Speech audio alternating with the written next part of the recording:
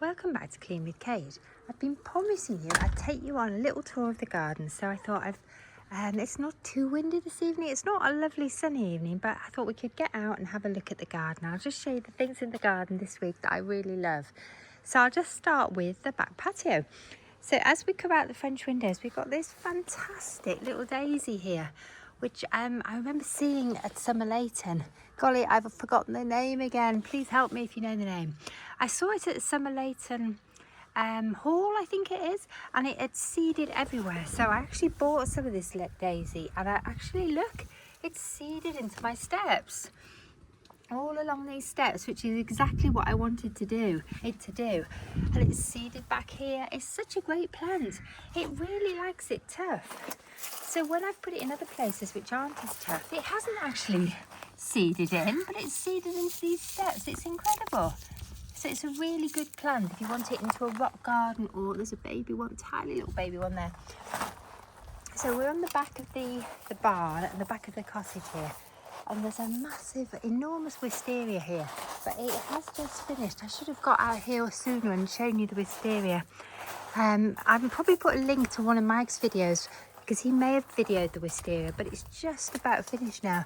It has the most incredible flowers. The flowers are actually a couple of feet long, each one. You can see them here. And Mike's very successfully propagated this wisteria.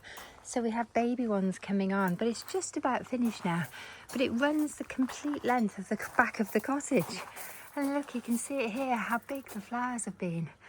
And around the back of the cottage, we have lots of pots of hostas. We love hostas, and I don't know what it is about them, but when you grow them in pots, they're just really, really easy to grow. Golly, I need to come out and water. Oh, I have got a bit of snail damage on here. That's unusual. We don't normally get a lot of snail damage, but I do have a little bit of snail damage there. It might be that the hostas are too close together. We've got ferns around here as well. Ferns and hostas usually like the same sort of conditions. They like damp shade, so this is a really good spot around here for our hostas. So we've got quite a big hosta collection. Golly, my barbecue needs a bit of a clean. I should put that on my to-do list. Anyway, there's lots more hostas here. Oh, I must do some work on this. This is looking a bit ropey. This little plant pot. I need to do a bit of work on this. I'm getting distracted now. I need to come and weed my hostas as well. A few little jobs. As Mike's been propagating, we've got some baby plants here, but they do need a good weed. So I'll just take you somewhere else. Anyway, so this is the quadrant garden. It's probably my favourite part of the garden at this time of year because it's absolutely full of colour. I'm filming this sort of at sunset, so the light is not as good as it would have been probably earlier in the day, but it's been incredibly windy today. So we've got catmints here, we've got roses, and these have just self-seeded themselves in here. They're not really on the right colour palette. So each border is themed on a colour. So the colour theme in this border, apart from the daisies that have snuck in, is sort of pinks and lilacs and blues. But although there was quite a bit of daisy that snuck in, isn't there? And you can see even at this time in the evening, the bees are still really active on the catmints. They absolutely love the catmints. See if we can get a close-up view here. So this is one of my absolute favourite borders here. I absolutely love this bit of the garden, and you can see the irises are still looking good over there. We'll go and see the roses on the house in a minute. So this border is themed on sort of quite a strong pink with mauves and blues. And then when we go over to this border, the colour theme is slightly different. So the colour theme in here, apart from a few things that have snuck in, is more a sort of apricot-y pink and whites and pale pinks. And again, we've got the repeat of the catmints and the geraniums. And then there's a few things that I've snuck in, actually, some wildflowers. And you can see we've got ladybirds in here because we don't use pesticides, so we're very, very insect friendly. I've got a lot. This is actually a rose border. I've got a few things that have just snuck in, like that yellow thing in there, which needs to come out. And I've also got some tansy.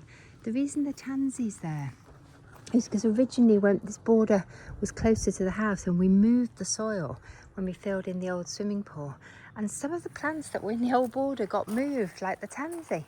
So I do need to get in and weed that out because I've got lots of really beautiful things in here, and the tansy will completely smother it.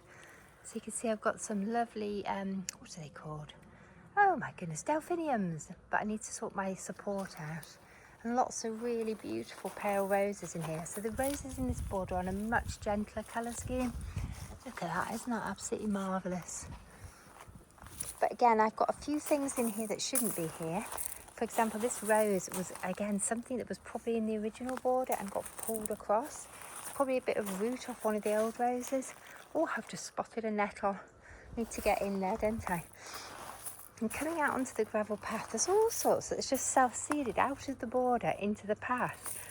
So I've got these wonderful things. I think this is verbena. Is it blue verbena? I think it's verbena, this one. It's has lovely blue flowers, and again, it's very insect friendly. And of course, the oxeye daisy. This is a trough here that had quite poor soil in it. And I tried to grow a few things. I tried alpines, I tried springbulbs, but in the end I gave up. Nothing seemed to like it in there, and I hadn't got around to changing the soil. Then I had the genius idea to try oxeye daisies in the planter. And oh my goodness, look at that. That is I'm really pleased with that. I like this so much. I've actually repeated it further down in the garden. I've only just planted it up actually. I do need to remember to go and water it. And I'm just coming back up towards the patio. There's this amazing rose. It's a beautiful shrub rose. When we did the building work, this rose was right in the middle of the building site, and I was worried it had been damaged and wasn't going to recover. But fortunately, it's taken it a couple of years and it is now recovering. The scent of it is just wonderful. I'm really sorry you can't smell it. But the rose has recovered, and it should get a lot bigger than this. It's still quite small, but it's flowering really well this year. Last year it was looking very sorry for itself, and it had a really bad black spot. So what I did is I gave it quite a good prune and a liquid feed, and this year it's looking really good. So it definitely appears to have recovered. And round here is the hot tub. We've had the hot tub here for about 12 years. This is a replacement for the original one that we put in. And we use this most days. It's just a really nice thing to have if you've got the space for it. And it's just like you've always got a hot bath ready. It's wonderful. It's very relaxing. I'm afraid you've missed the irises. They've just about finished in this border, but they have been absolutely spectacular. The colours in here are mainly blues and mauves and a few orange ones. But I do need to come out here and deadhead this evening. Whoops, my pinny's just fallen off. And as you go round here, we've got the blue iris. And this marvellous iris, it's a little bit later than the other iris. It's a Siberian iris. And it's wonderful when you plant it en masse like this. Anyway, I'm going to take you and show you the other two borders in the quadrant garden. So again, lots of oxeye daisy, because I love oxeye daisy and I can't bear to weed it out if it's coming up appropriately. So this border is on a darker pink scheme, but then I've also planted some pale pink peonies in here, which with hindsight was probably a mistake because they're getting a bit lost in there. I think I need to move my peonies. I'm thinking about moving them all into a border of just peonies. I think they might be happier that way. The alliums in here have been fantastic. So again, we've repeated that. We've got lavender hedge here with alliums popping through it. And alliums are just about finished now. Just give you a close-up. Again, it's another really good plant for bees. We've got the blue verbena in here and this marvellous catmint hedge, which is looking really good this week. And here's another really good plant for bees. I can't remember what this one's called. Please pop it in comments if you know the name. But it's just this lovely sort of almost magenta-y colour. And the roses in this border are on a similar colour scheme of a really strong, rich, what colours would you call that? Really dark purpley pink. So the colour in this border is darker. Apart from the oxeye daisy, which as usual has snuck in. Oh, I've got a white peony here. Golly, I didn't know that was in there. Isn't that absolutely wonderful? And this amazing... Oh, I need to get my deadheading done, don't I? But look at this lovely colour on this rose. Even the deadheads look pretty. So what I've done in each border, I've repeated the colours. I've repeated the blue catmint hedge, but I've just changed the colours of the roses. But otherwise the border's all pretty much the same, but in this border the roses are a much darker colour. And I tend to go for these old-fashioned roses. which are really heavily scented. So I've repeated them throughout the border, so there's quite a lot of them in this border. I've got a few things I need to weed out, like the tansy, which is again snuck in. And then on the rose arch above, same colour of rose, which is fortunate because this rose was here when we moved here. It was one of the few roses that were here. And I think it was I think it was a happy coincidence that I matched the colour of the border, because I don't think that rose was out. Maybe it was. Maybe I did see that. I'm not sure. I can't remember. It was a couple of years ago now. So we're going to the next border, and the next border is going even darker. I've got these beautiful, beautiful, oh, there's a bee on that one, alliums here. And the rose arch is just about to come out. And in this border, we've got this, I'll just zoom in. This is a red astrantia that I've grown myself. In fact, I do have seeds for this still available, I think. It's quite an unusual variety. We actually bought this at a garden in Norfolk, East West Knoll Vicarage Garden. It's quite a rare one, I think. You don't see it in the garden centres. It's an incredible astrantia to grow because it self-seeds itself. Oh, and I got lots of baby plants coming out. And I collected seed last year, and I've got it on one of my websites for sale. Whoops, I'll just come out. We've zoomed in too much. So we're going along here and look at the catmint. So the roses are now getting even darker, almost blue. Purpley blue, which is absolutely unusual rose colour.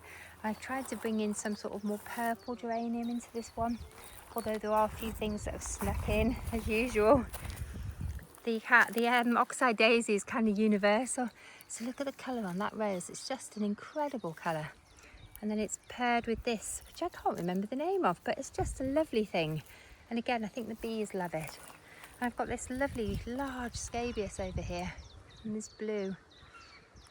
And then another plant that I can't remember the name of. Please pop them in comments if you know, because I'm really not good at plant names. I'm good at growing plants, I'm not so good at the names. Mike's better than me. And we've got another really dark rose here. They have all got plant labels on, but at this time of year it's quite difficult to see them. And if you look, the astrantia has seeded itself through this border. There's lots of baby astrantias in there. Whoops, I've just stepped on an oxeye daisy. So, oh dear, I've got another rose that somehow seeded itself here. I'm not sure if it's going to do anything. So we'll just wait and see in case it does flower nicely. But I think it's just a bit of root that got moved by the digger. So anyway, I'm just going to give you a little view back onto the quadrant garden so you can get the full effect. The path has got lots of daisies seeded in it. I probably need to come and weed it. I find it hard to weed out beautiful flowers. But that's the view down the path of the quadrant garden. So I thought I'd give you a little taste this evening. I might show you a few more little bits to show you. While the roses are out, it'd be a shame not to see them, wouldn't it? Let's go over and look at the rose over here. You're going to ask me what this rose is called, and I cannot remember. We planted it 12 years ago, and it has just gone right up to the top of this old wall that sticks out of the side of the house. It's an incredible thing, considering it's been only in 12 years. Just look at the size of that trunk. It's amazing. Absolutely amazing. Love this rose. It's a real thug of a rose, isn't it? If we let it, I think it'll end up on the top of the cottage. So this area, I've just let the sort of wildflower seed in this area, but they are taking over a little bit. I do want to be able to get the 2 sun lounges on here, so I think I'm going to have to weed a little more radically. There's lots coming on over there, but they're mainly autumn flowering.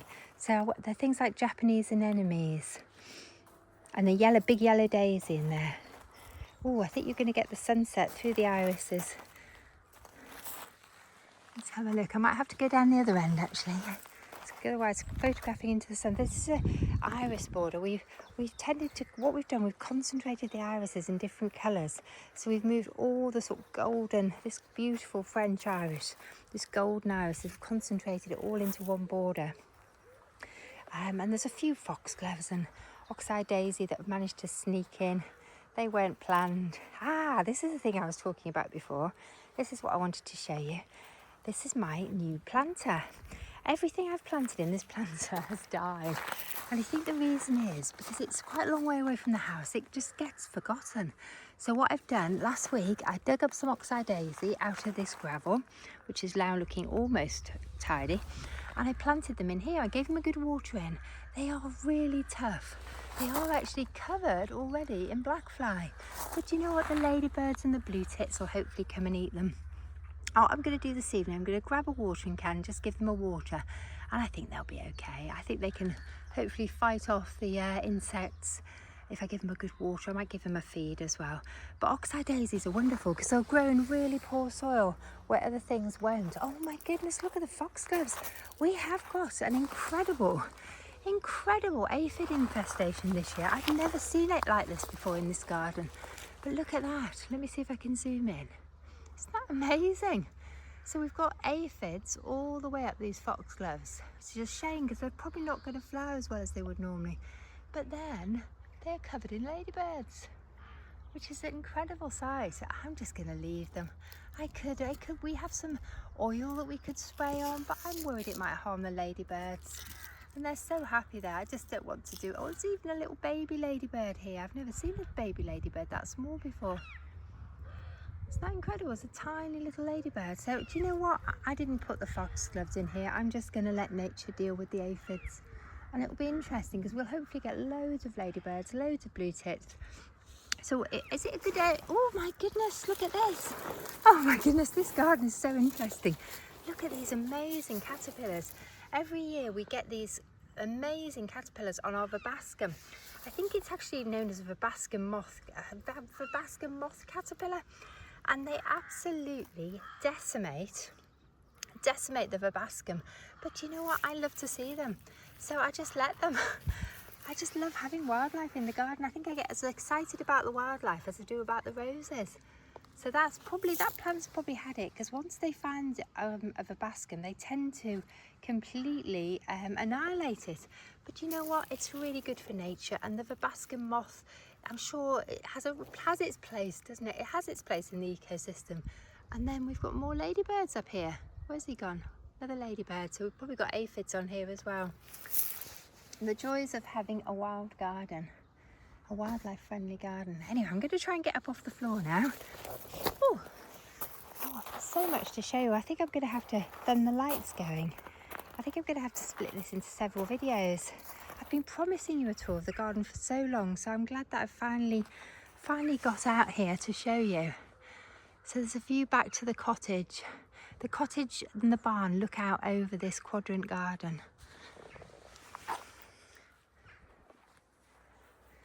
And then we've got more iris down here. The Siberian iris is planted. This is quite poor soil in this border, and unfortunately a lot of things we've planted in here have actually died. So we've lost quite a lot of climbing roses. We're having another go this year at planting a honeysuckle. My husband's popped one in there, so we'll have to see how it gets on. Hopefully remember to water it. This is our wildflower meadow. In the spring it's absolutely full of spring bulbs, but at this time of year it's mainly full of grasses. We've got some naturalised camassia here, white camassia. I'll be collecting the seeds off those later in the year. If you want, let me know if you'd like any white camassia seed. It's so easy to grow. And then, oh wow, I'm going to have to show you the star performer. This is another iris border that we put in last year, and we've just put a lot of our blue irises in here. And they've been absolutely wonderful, but it's just starting to go over a little bit now. Irises do not like competition, so they're best if they're planted in an iris border like this. We've got a few in the mixed borders, but they don't do as well as they do when they're in a border together like this. And look at this. Oh my goodness, look at this. Such a good week to show you around the garden. This is one of the star performers at the moment. Do you know what this is? This is a rambling rector. And the scent of this enormous rose is absolutely incredible. It's just wonderful. It's one of my favourites. If you've got the space and you can let it do this, it's an absolute wonderful thing to have in the garden. It is a complete thug, so you need to give it space. You can keep it pruned smaller than this, but it wouldn't flower quite as prolifically as this one. This one is growing up a telegraph post, or is it electrical post? I think it's actually electrical post. So I'm going to try and get round it so I can show you it from the other side. The rhododendrons have just about finished now, so I need to give them a feed and a water. Right, and you can see it go, it's an absolutely enormous rose. I don't think the scale of it actually comes across on the video. Anyway, where should we go now? I'll just take you to see a bit more of the wildflower meadow.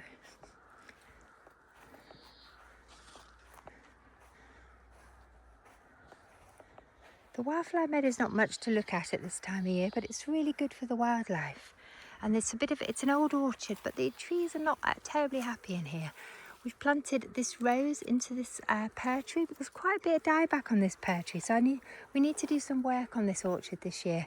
I think what we need to do is put some manure or well-rotted manure around the base of these fruit trees, because they're not really thriving in here. So, just going to take a pause. Just taking you across past the long Siberian iris border, just into this corner to see the marigold. It's an unusual year because the marigold is a bit later than usual. It's just in this corner. It's not exactly happy here. I think I need to plant another marigold where it gets a bit more light. This one's struggling a little bit. I probably need to give it a really good liquid feed. This is quite dark under this enormous oak tree and under the beech tree. I feel a little bit sorry for that rose. It is struggling there. So this border has been incredible. It's been full of azaleas, but they've just about finished now. But this self-seeded wild rose is doing its thing. And it's just as beautiful as a lot of the fancy varieties. And we've kept it in here because it is such a lovely rose. And look at the colour of those little hips, aren't they beautiful? There's another huge climbing rose at the back that's going to come out in the next week or two. I'll see if I can zoom in. It's just starting. I don't think you can see it. It's a rose called Chevy Chase, and it will fill that corner with red, small red flowers. This is fabulous, isn't it? The euphorbia. Absolutely wonderful combination. When the azaleas were out, the colour was incredible. There's not much going on in this border at the moment. This is a fantastic spring border, but then most of the things in here now won't flower till the autumn. But look at the colour coming from this fantastic mock orange. It hasn't flowered very well this year, but isn't the foliage incredible? I think it's a little overpowered by the shrubs and the smoke bush and this enormous flowering cherry. There's a rose growing through this, but I've got quite a lot of dieback on this rose. But this is what I've brought you around to show you. The climbing roses on the main house are at their absolute best this week. Look at that lovely, delicate pink rose. I'm a little bit worried. I seem to have lost one of my roses here. By albertines. I had 2 albertines planted at this end of the garden, and neither of them is doing well. They're just surviving rather than thriving. I'm not sure what's going on with my albertines. But look at this, isn't this wonderful? I do love pink roses. The scent again is fabulous on this end of the house.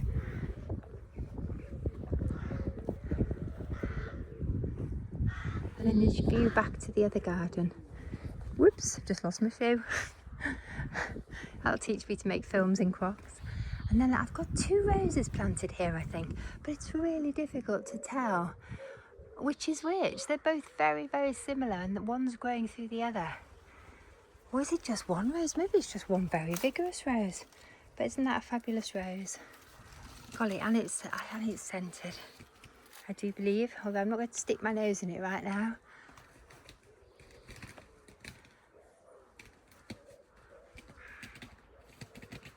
So I think we've got some pigeons fighting on the lawn. And the Lysimachia is out. I didn't really plan to put yellow on the front of the house. I don't quite know how that happened, but it's doing so well there. I think I'm just going to leave it.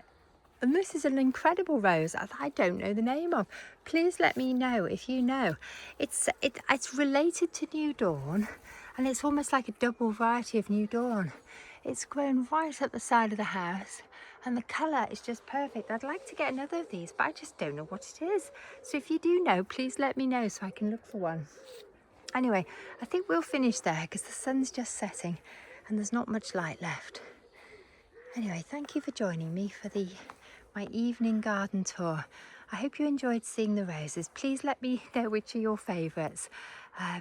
Anyway, thanks for watching. Bye for now.